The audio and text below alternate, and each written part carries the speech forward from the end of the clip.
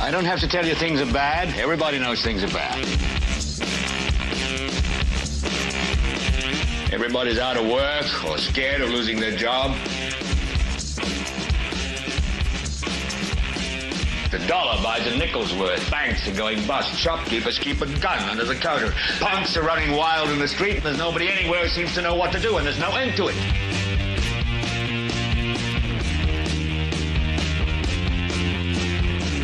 The air is unfit to breathe, and our food is unfit to eat. And we sit watching our TVs while some local newscaster tells us that today we had 15 homicides and 63 violent crimes, as if that's the way it's supposed to be. We know things are bad, worse than bad. It's like everything everywhere is going crazy, so we don't go out anymore.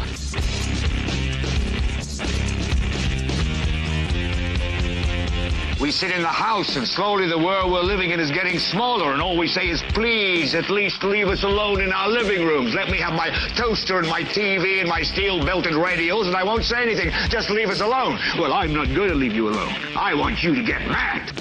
I don't want you to protest. I don't want you to riot. I don't want you to write to your congressman, because I wouldn't know what to tell you to write. I don't know what to do about the depression and the inflation and the Russians and the crime in the street. All I know is that first, you've got to get mad. You've got to say, I'm a human being. God damn it. My life has value. So, I want you to get up now. I want all of you to get up out of your chairs.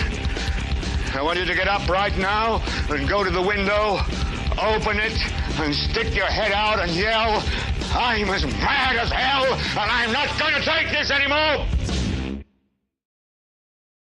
Well, good evening, ladies and gentlemen, and welcome to this 408th episode of the Political Spotlight. I am your host, Kristopher H. Bilbrey. As always, producer Kate's down at the controls, making sure that everything's working smoothly. And I will tell you all, thank God, we finally, after hours and hours and hours of chaining my grandparents to their TV and to the phone and standing over them with a whip, I made them, I got it. It's muscle memory. It's encoded in their brain. And they were successful in making it on tonight prior to like the music even starting. So thank God we finally figured that out. So that's good. All right. Hey, if you're here and you're watching, thank you. If you got here early, thank you.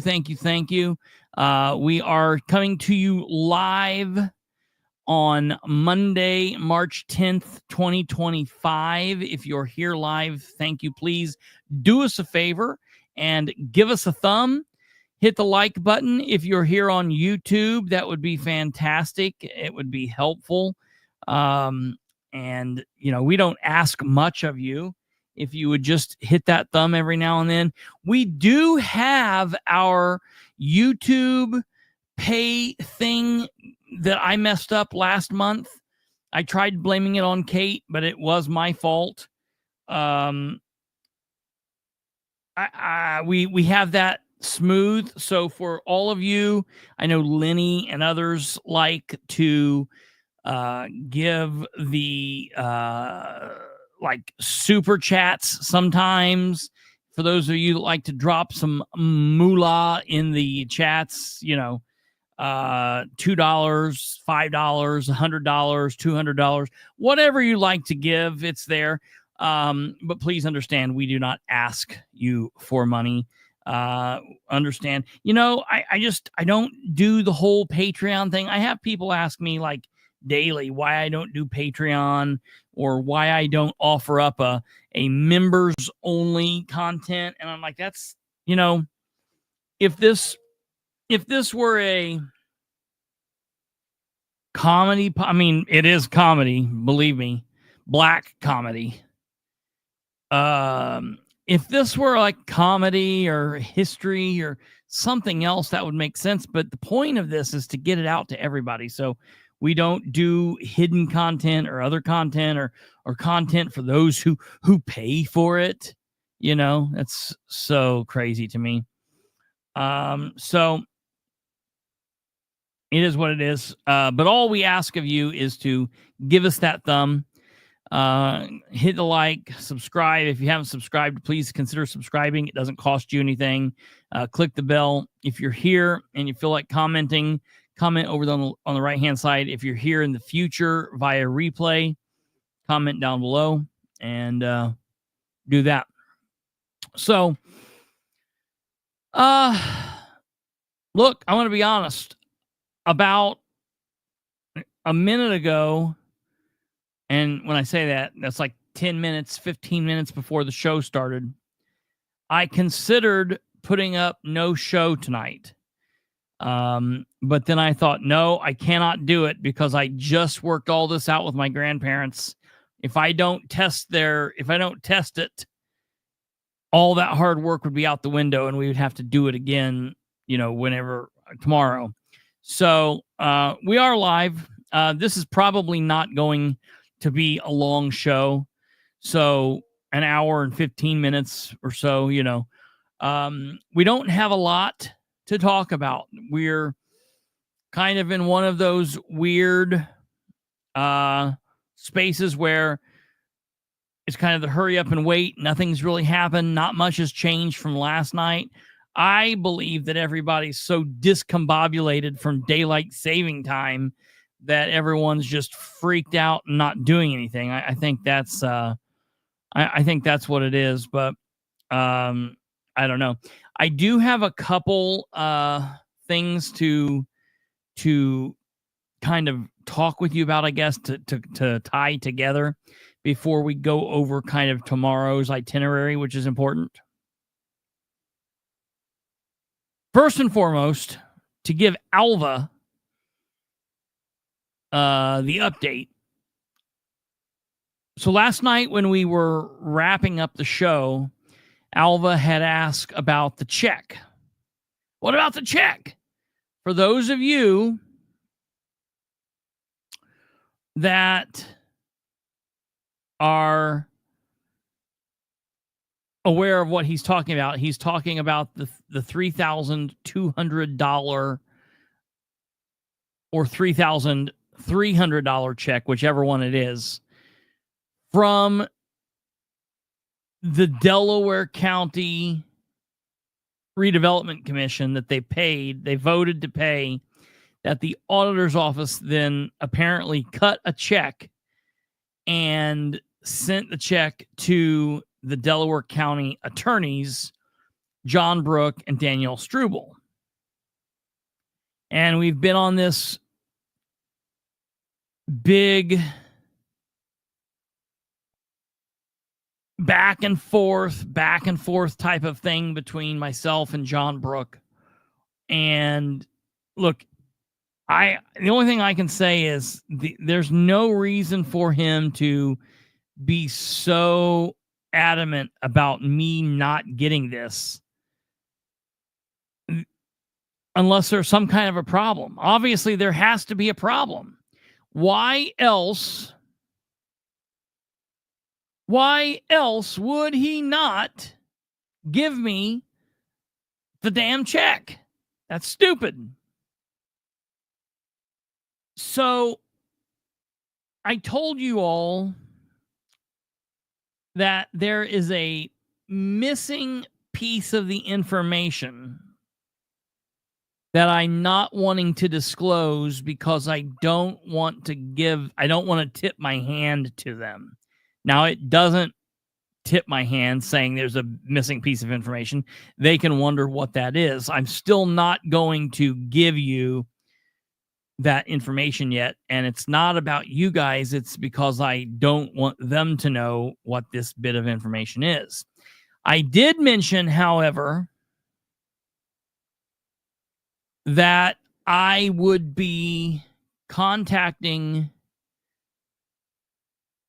some various folks that I know in auditor's office throughout the state of Indiana And I did, in fact, talk to a couple of different people today. One of these people being an actual elected auditor. And I walked through the scenario with these random people that I spoke to, people that I know and that know of me, know what I do, and know what the deal is. And both of the people that I spoke to said, well, clearly that is a public record. Like, there was no question. They didn't take any second to even remotely think about it. They were like, yeah, you can request that check. And I was like, okay, well, at least I know you guys know what's going on. And then we talked about the back and forth. I told them everything that had happened. Plus, I gave these people the missing piece of the puzzle. And I will tell you that I still can't tell you the missing piece of the puzzle. However, I will tell you what they have told me. And what they told me was,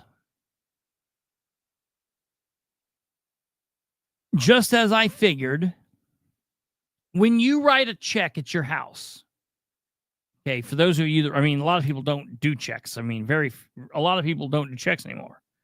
It's all automated. It's all, online, digital, mark of the beast type crap. I don't like it. Anyways, if you're doing old-fashioned checks, you remember when you would get your pen out and you would write the check out, and then you would have that carbon copy underneath? Remember that? Surely in my mind, I'm thinking there has to be some sort of carbon copy.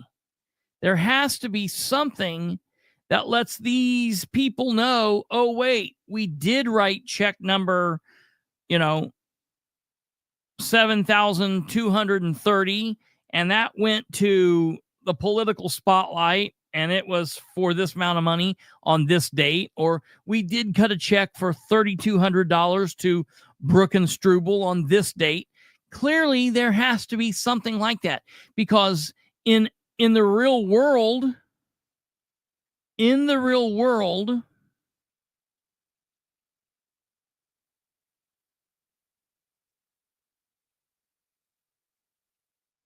I understand that the carbon copies don't exist anymore, and people have the ledgers that they write in.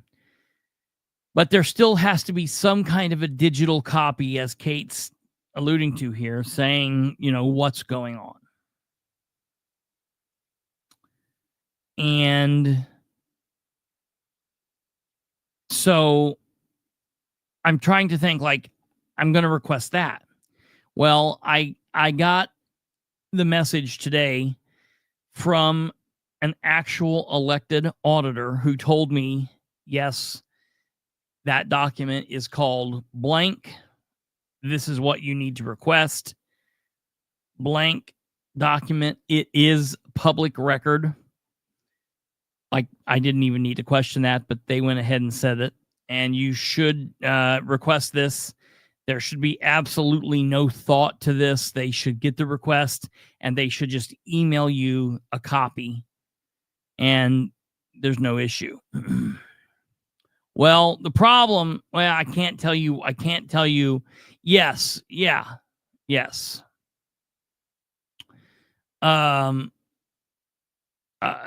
Okay, Mama, that's exactly right. Or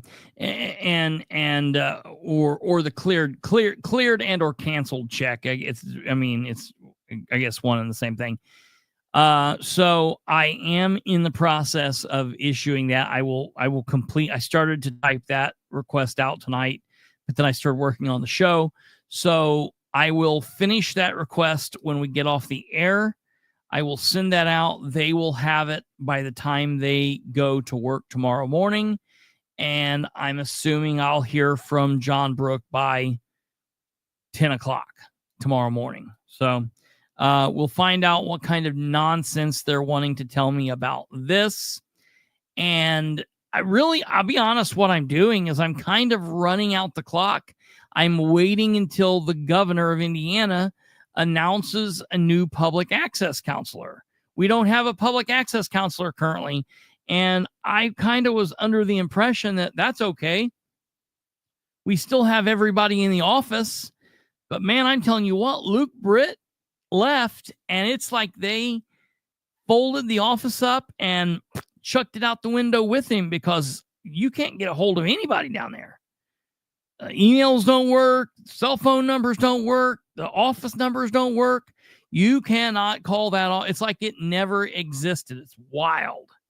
So I don't know what the deal is with that, but I do have an email into the chief of staff of the governor, and I'm saying, yo, what's the deal with the public access counselor?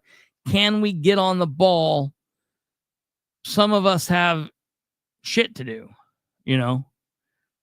So that's kind of where we're standing. So yeah, right. That's exactly, yeah, that's where it's crazy. So that's what we're doing there. Now that I've been dealing with the treasurer in the Delaware County building, no, not particularly. Okay. There's no specific rhyme or reason, or whatever. There's nothing saying they have to do this or that, you know, by any certain time. There's nothing like that. So, you know, we just wait and wonder what's going to happen. So I do, I do have an email into him. So hopefully we will find out. Time will tell. So that's what I'm doing. That's going on. I still am pushing on the Vegas information. And in that situation, I don't think it's John Brook exactly messing around as much as I feel like it is I forgot his name. Bill Walters. Bill Walters is the culprit there. Speaking of record request that's just kind of out here floundering, the Dustin Clark record request is also floundering. I sent a correspondence last week to the communications director, who is in charge of all record requests. I also sent a copy to the contract person, Dustin Clark. That's what I refer to him as, the contract person, Clark. I try to belittle him as much as I can. And I sent a request today at 6:22. They'll get it tomorrow morning. That just says record request, grant information, follow up, sent 3/10/25 from K. Bilbrey.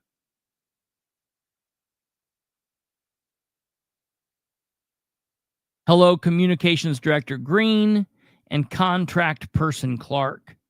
How are we coming on the record request for all of the grant information? We should be getting close to having it all ready to go, correct? Could contract person Clark provide an update?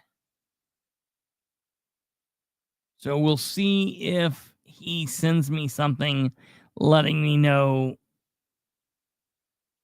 what we're working on. I took a trip through City Hall over the weekend. I think it was Saturday. And I was looking and I was like, wait a minute. had like a quick hallucination of something that I thought I saw.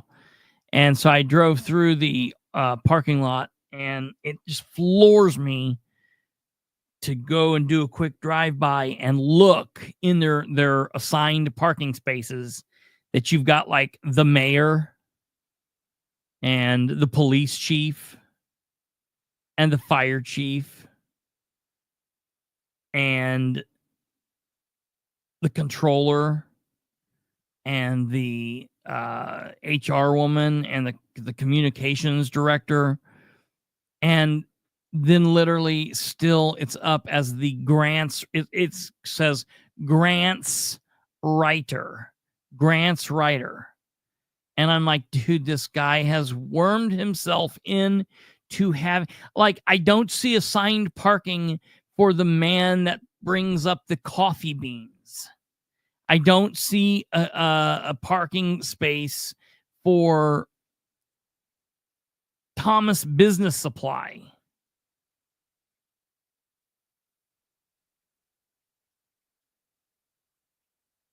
Let me see here what the comments are saying. Maybe Luke's job will be offshore, and you have to talk to foreign information specialists. That would be great. I would be willing to do it. Governor Braun, you could appoint me to be the public access counselor. Dude, that would be hardcore. They would hate me. You want to talk about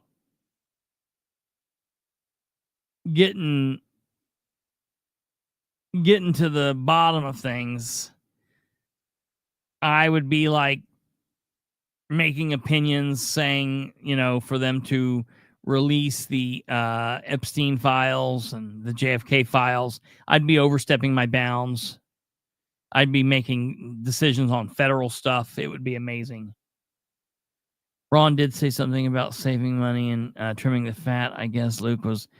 yeah, well, it's interesting that he says that when he also then gives all of his staff and the lieutenant governor's staff considerable raises. It's always interesting to see what these people's idea of fiscally conservative is. It's always amazing to me. So hopefully we'll have something about the check. Hopefully we'll have something about Dustin's records and all the other record requests that are still outstanding soon. We'll see what goes on with that. All right, moving on from there. I have a little bit of an update about the Muncie Fire Department as it pertains to the recently released information about these CPR training classes that were sideways, and everything that's going on with that. It's interesting that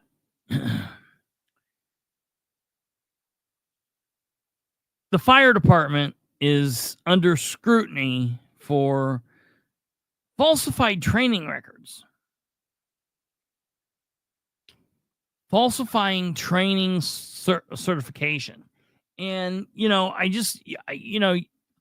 think about this, like if this was the police department, imagine if there were a police department that was falsifying the training records of officers. Like this guy or gal never had firearms training, but we gave them a gun anyway. This person never had emergency vehicle operations, but they're in a car pursuing somebody at 100. Well, we'd give that person a raise and a promotion probably, but you gather what I'm saying. It's crazy to me. There's been a growing controversy surrounding the Muncie Fire Department after reports surfaced that they falsify these training records. Whether the department was handling a recertification or a new certification seems to be a point of debate, but it's clear that they misrepresented the training records and the training process. It's now reported that the department is redoing the entire process. The question remains, should ethical standards change depending on the type of training, and where should the line be drawn? Now, I admittedly know nothing about being a fireman, nothing about the training that goes into being a fireman.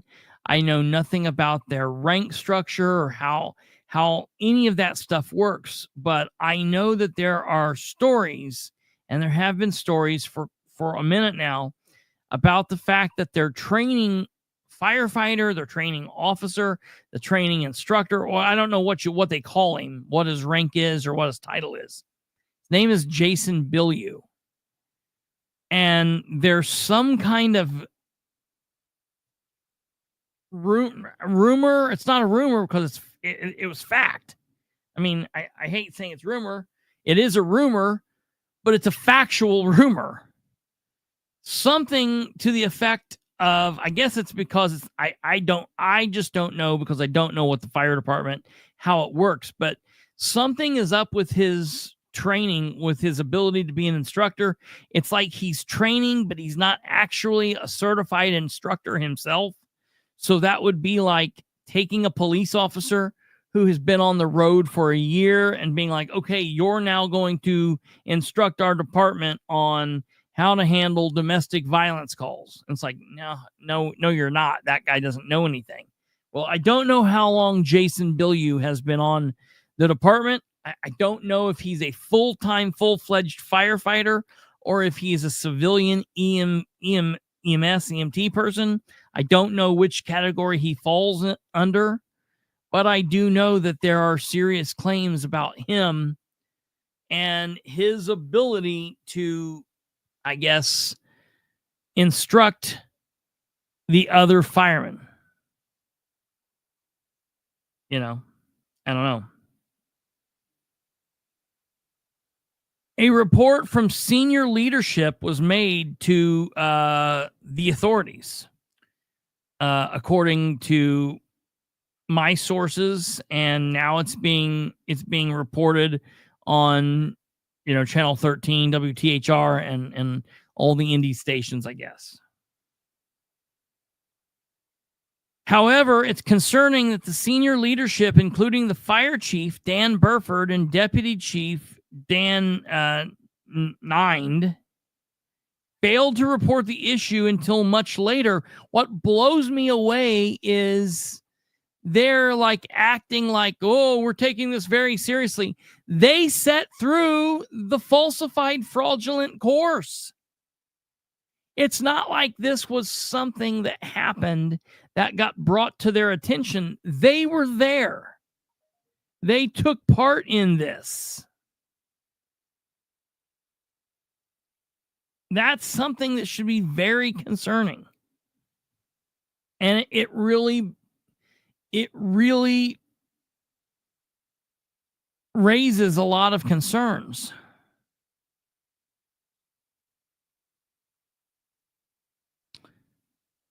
These two individuals were directly involved with the training. And this is not like, I'm not speculating here. I'm telling you, there were 3 training classes, Wednesday the 5th, Thursday the 6th, and Wednesday the 12th of February. And these 2 highest ranking officials on the fire department, the chief and the deputy chief, they took part in the training course on Thursday, February 6th. So if they were willing to sit back and benefit from this quick action,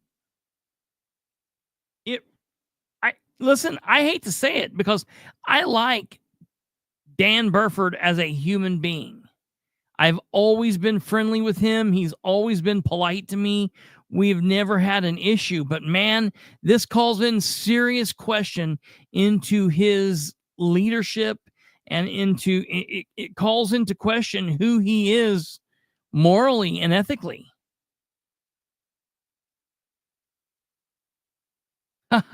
Joe.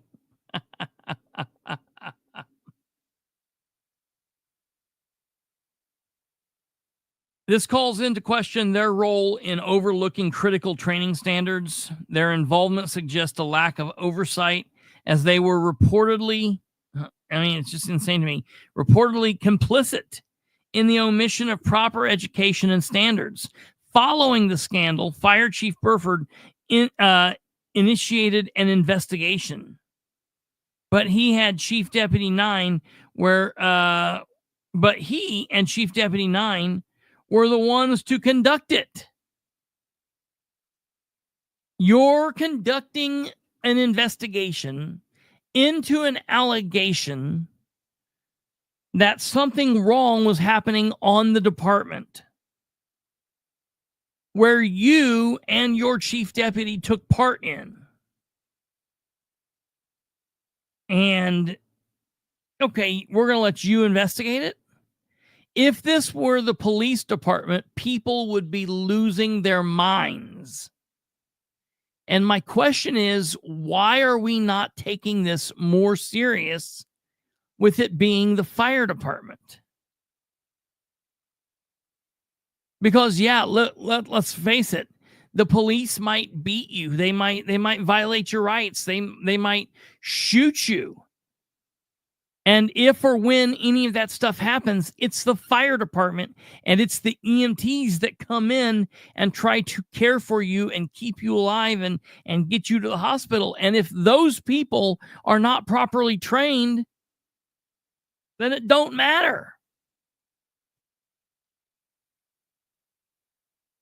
The fact that you have the two highest ranking officials in the fire department leading the investigation when they were fully involved with the serious allegation, at least complicit in what led to this, that's leaves a bad taste in my mouth. You know what I mean? I'm not happy with this. And I don't know how Dan Ridenour can be happy with it. It floors me that Ridenour can be okay with this, because at the end of the day, Burford's just a fireman. 9 is just a fireman. When you're no longer mayor, Dan, they just go back to being firefighters. It's Ridenour that gets the shit end of the stick.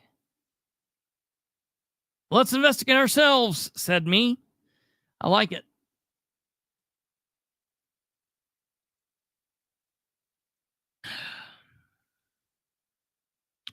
This is particularly concerning given the fact that Chief Burford has limited medical training, reportedly gaining his medical certification in just 40 hours. This could explain his apparent lack of understanding of the importance of proper CPR techniques, skills that are vital to his role in overseeing paramedics.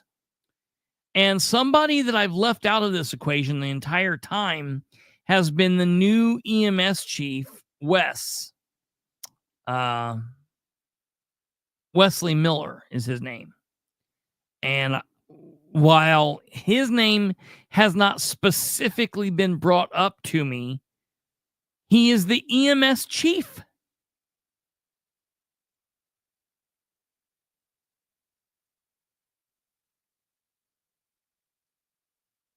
Crazy. Yeah. Heather, I hear you. The union had requested during contract negotiations that all firefighters meet at least the minimum requirement of emergency medical technicians, EMT. But Chief Burford reportedly opposed this, citing concerns over the potential loss of officers who couldn't pass the EMT test. This raises further doubts about the department's commitment to maintaining a high standard of medical training. Another key issue involves, as I was talking, training officer Jason Bilyeu, who organized and participated in the training despite objections from 2 certified American Heart Association CPR instructors. Despite these concerns, no action was taken against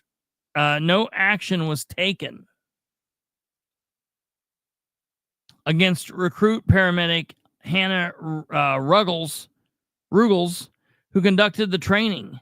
Ruggles maintained a dangerously low instructor to student ratio, and reports suggest her own training institution had previously disciplined her for similar misconduct.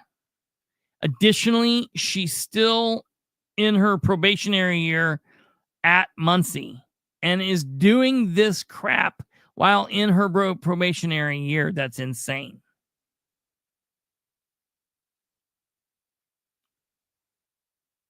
The lack of action taken against the probationary firefighters Matt Reese, Dylan Altman, and Jacob Lassiter, who are already under probation for their EMS certifications, only raise further questions about the accountability in the department. If there are no consequences for violating probation, what is the point of imposing it in the first place? Muncie residents expect their fire department to be composed of professionals who are well-trained and prepared to serve the community. Mayor Ridenour must stop ignoring these pressing issues and take a closer look at the problems within the Muncie Fire Department. It is time for new leadership. And I understand that Dan is afraid of that, because this will literally be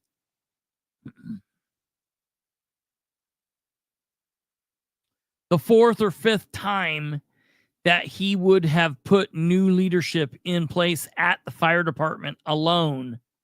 But I'm telling you, we have to put confidence back in the fire department. So when Ridenour was a councilman in 2016, and all the years prior to that, where there were the issues with the Muncie Police Department under bad leadership, it was a culture of corruption within the police department.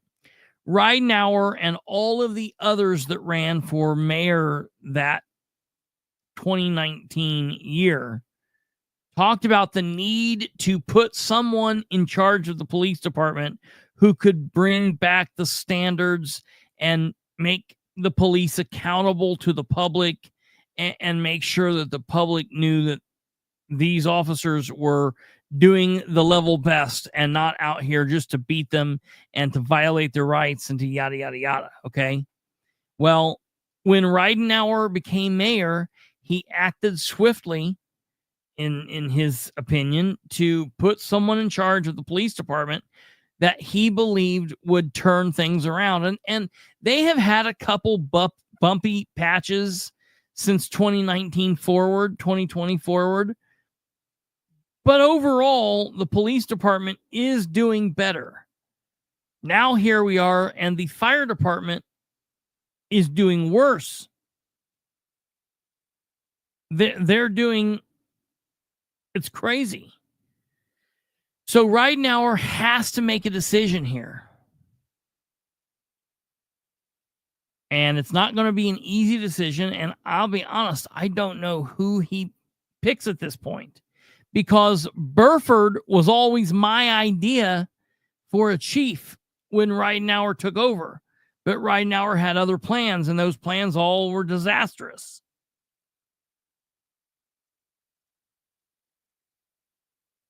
Time for new leadership that prioritizes the safety and well-being of both firefighters and the citizens they protect. The thing that really blows my mind and really bothers me about this is the fact that they are downplaying this issue with CPR. They're downplaying it. And that's serious.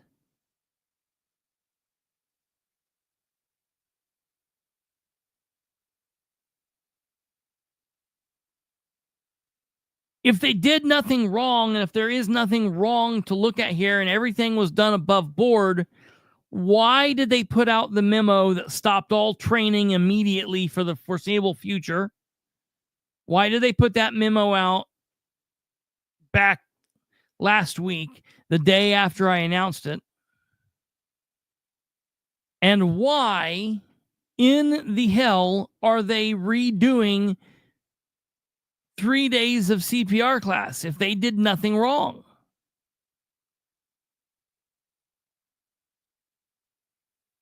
Had they not got caught, they would never be redoing this class.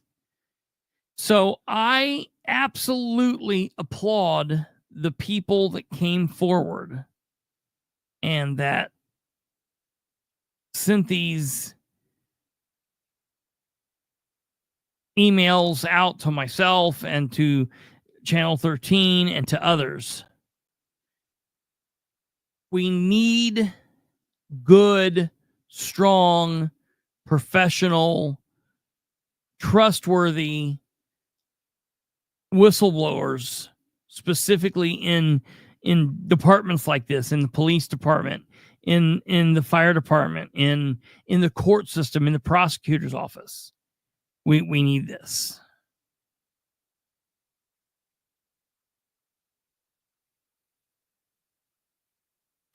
You know, Jeff, that's a really damn good question. The story broke. I broke the story on March 1st. And the story was still coming in when the council met on Monday the 3rd.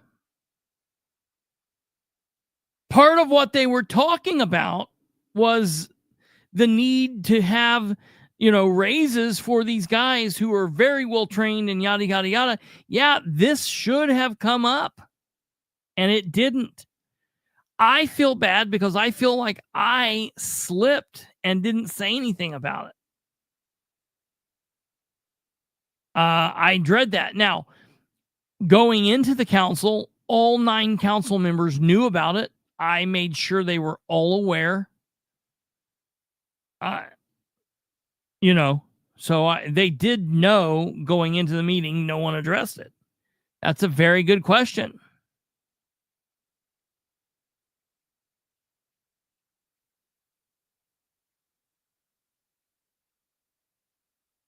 So that's my thoughts, my recent thoughts on the fire department and this recent scandal. Excuse me. There are things happening within the fire department. This coming Thursday, I believe, is, I don't know when it is. There is an upcoming. Let me look on the city's website.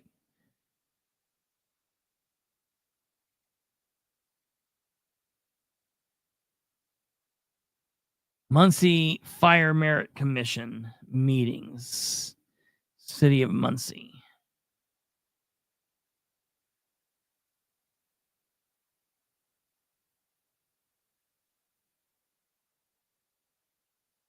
Yeah. The second Thursday of each month at 6 p.m. So there is a, what do we have here? There is a Fire Merit Commission meeting at 6 p.m. this Thursday, which will be the 13th. Let me see if the agenda is here. I'm not seeing the agenda.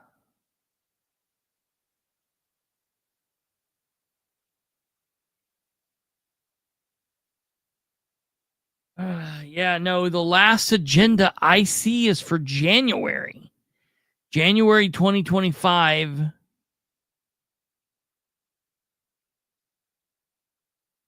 Let me see this. if there's any mention of anything. The fire department's been really going through it here lately. Yeah, okay, this is the agenda for the regularly scheduled monthly meeting of the Muncie Fire Merit Commission.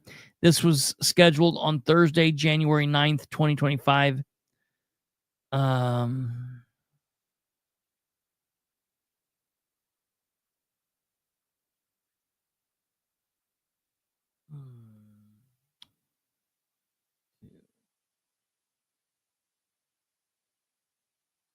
Five. 1, 2, 3, 4, 5.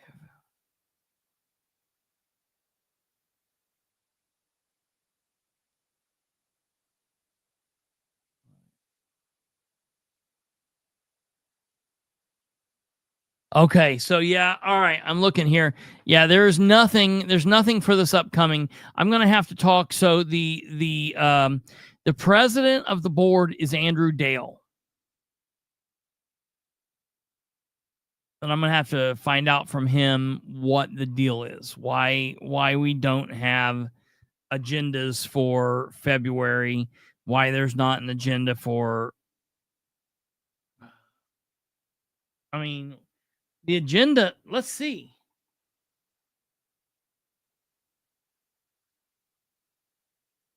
The agenda has to be posted by 6 p.m. tomorrow. Matter of fact, while we're here,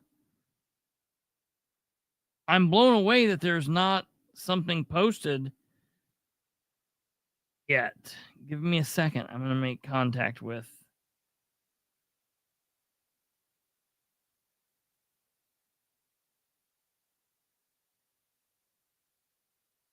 city website.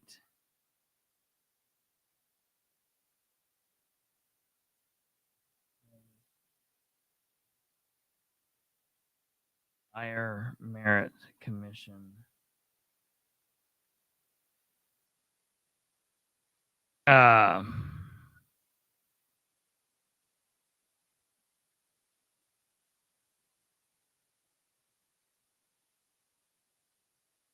6 p.m.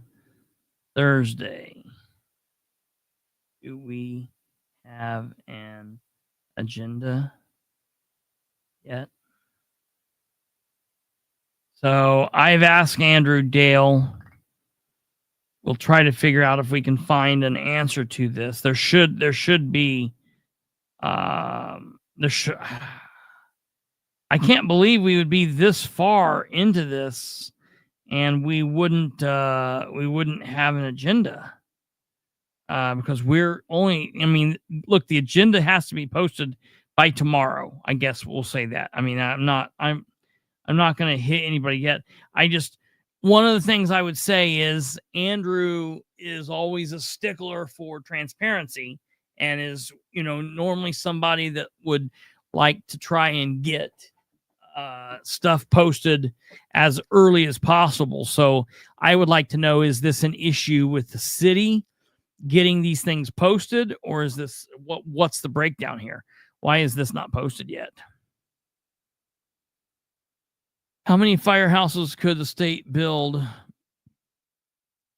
with $6 billion? I would say quite a bit of firehouses. So that's my take on the fire department, where we are with that. I just don't want people to just put this out of their mind until, something bad happens. I want people to keep this in your mind. To me, this is every bit as serious as all the crazy shit that went on with the police. So just keep that in your mind. It is, in my opinion. And it should be seen like that, But, okay, so that's that. There was one more thing that I wanted to cover. You guys know that there is a solar eclipse Thursday into Friday. I just saw this the other day. I think the weather's going to be clear here. I'm hoping for it. I mean, obviously, it's not going to be anything nearly as cool as Dustin's ability to scam the city out of whatever the hell went on then. I mean, no, that's not what I meant to say. Obviously, it's not going to be anywhere as cool as the solar eclipse. That's what I meant to say. But it should still be pretty cool for those of you out there that share my love of space. I will definitely be partaking in what goes on. Hope if we have clear cloud cover and no cloud cover rather, and we have a good visual. I hope we do. I hope we do. We are once again right in the path of totality, I guess, of the sun passing on the backside of the earth and the earth coming in between the moon and the sun. So wild. We'll obviously follow that. The last thing that I wanted to say to you guys, surely it couldn't just have been about tomorrow. Man, something is skipping my brain here.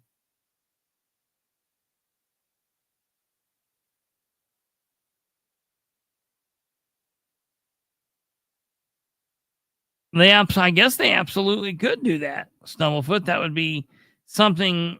I don't know. I'm not normally in of the idea that I want the state to be involved with less and less. But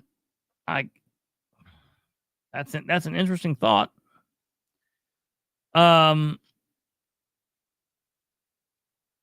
Mindy Flowers, lunar eclipse and blood moon. I'll be checking it out. Yeah, it's gonna be wild, man. It's gonna be awesome. I can't wait.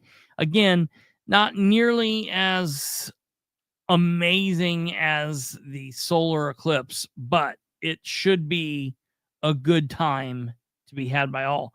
Let me look here real quick while we're on this topic.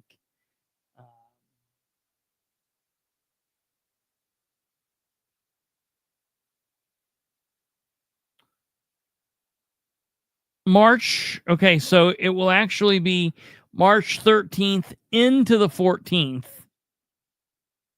is what will be happening. And so for those of you that are interested, this week's total lunar eclipse will reveal a blood moon. Here's how to see it.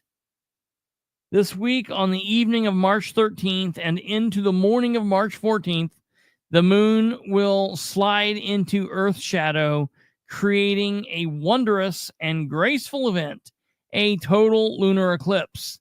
The whole show, over 3 hours long, will be visible across most of the entirety of North America, Central America, and South Americas. From Western Africa, the moon will set while still eclipsed, and extreme Eastern Russia, the moon will rise already in eclipse. One great aspect of a lunar eclipse is that you don't need a telescope or binoculars to see it. Just your naked eyes and a clear night sky. You don't even necessarily need to leave the city to see it, although when fully eclipsed, the dark moon might be hard to spot. Thanks. Might be hard to spot if there's too much light pollution.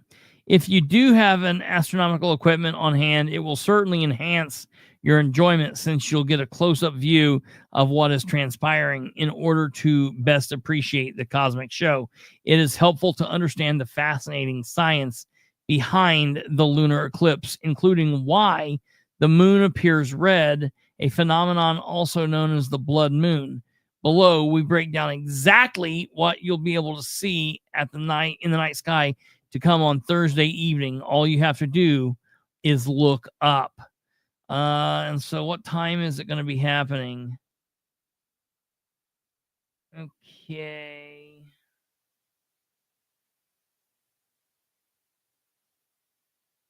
Let's see here.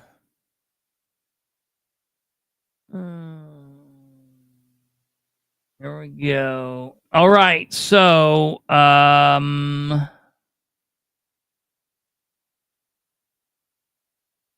when and where to see it. Here are the times. Oops. No, right here. We messed up. Whoops.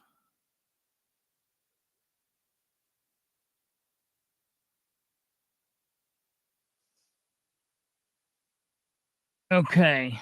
So we will be able to see the solar eclipse here locally.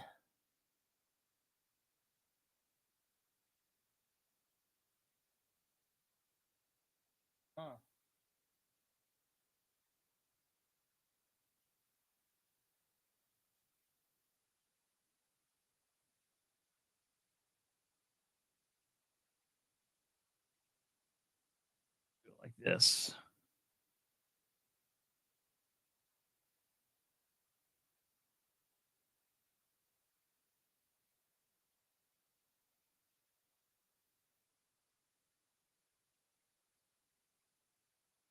Okay, right here we go. So let's see here. Here in East Central Indiana, the moon enters the Earth's penumbra, which is the outer shadow, at 11:57 p.m. So on Thursday, our last show of the week, unless something crazy happens, will be leading up to the total solar lunar eclipse, rather. So we'll go on at 9 and we'll do an hour and a half. And then at 11:50, the moon will enter the Earth's penumbra. I'm not saying that right. Penumbra, the outer shadow. At 1:09 a.m., the partial eclipse begins, and the moon starts to enter the Earth's umbra. And then this is all PG-13, or it's all rated G. So I know it all sounds weird, but I promise it's nothing bad going on here. At 2:26 a.m., totality begins and the moon appears coppery red. At 3:31 a.m., totality ends and the moon appears to have a bite taken out of it. At 6 a.m., the eclipse ends. Dude, I cannot wait. I'm here for it. I'm here for it. What's the weather going to be like in Muncie, Indiana on Thursday?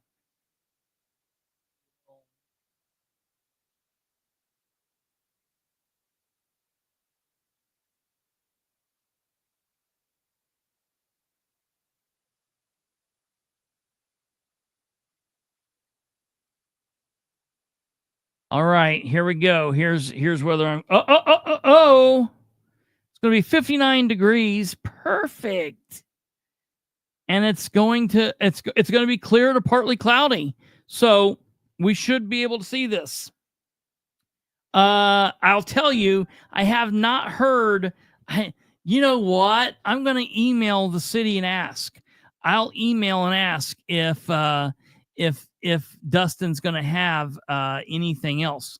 And if they're smart, what they would do is they would just mark through the solar eclipse on all of those shirts that Dustin has stuffed in the closet somewhere.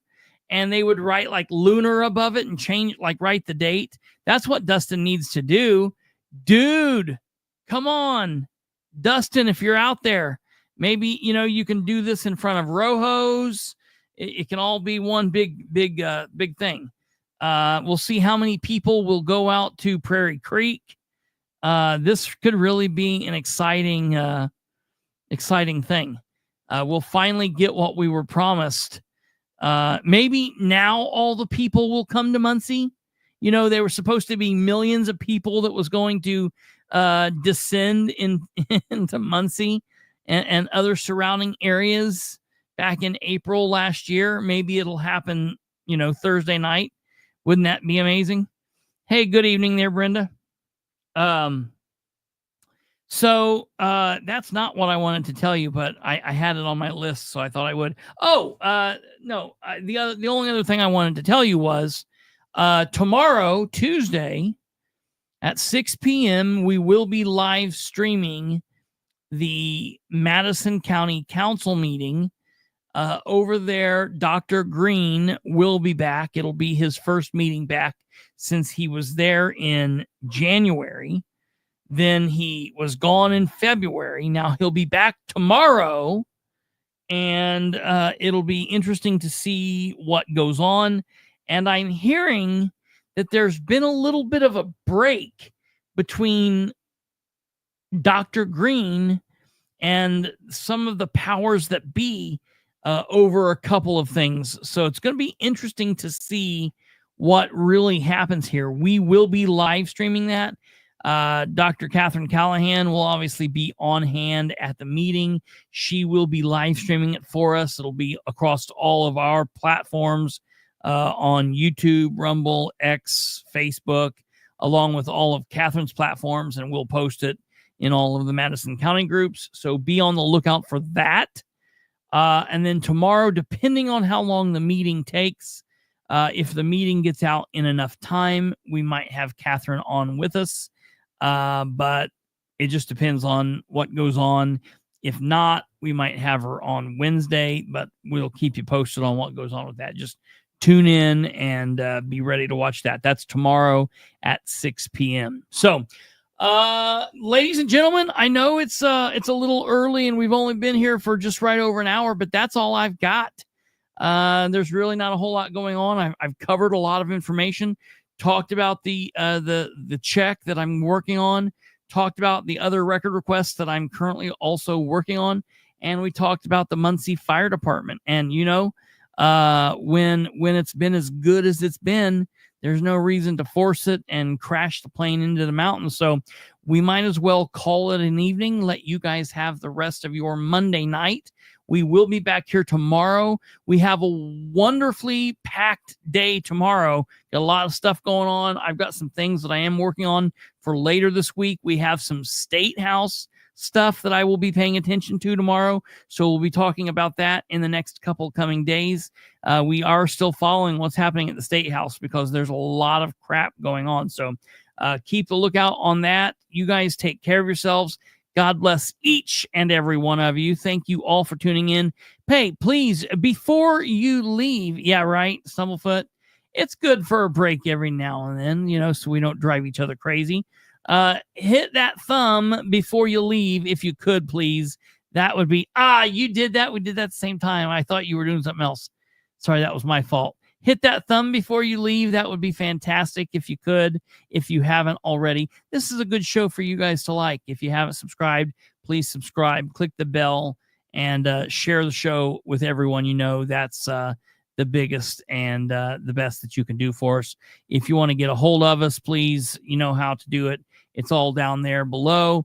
And we will see you back here. We will live stream the meeting tomorrow at 6 p.m., So 6 p.m. live stream, and then we will be here live at 9 p.m. Eastern, ready to dissect everything that went on and talk about everything else that's went on throughout the day. So you guys tune in, take care, be here, have a good day tomorrow, and we'll see you all then. Goodbye.